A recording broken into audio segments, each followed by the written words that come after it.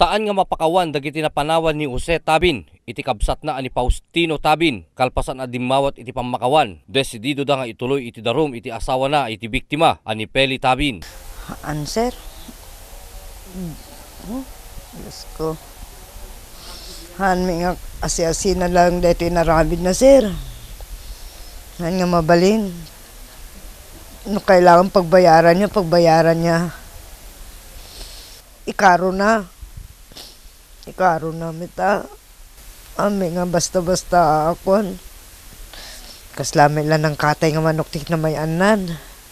Ado dagiti sakit iti nakem nga naisawang iti asawa iti biktima, pakay gapuan ken ti kayong na. Awan miten. Kasi ganun lang naman sila kung minsan ninadya no kasparigan na dati sinubang da.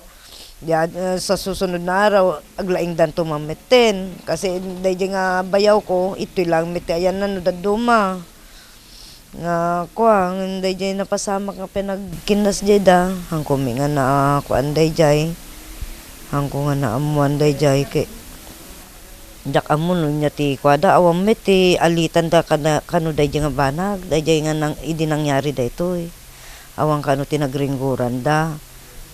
Para iti Press Corps, Ryan Pardo.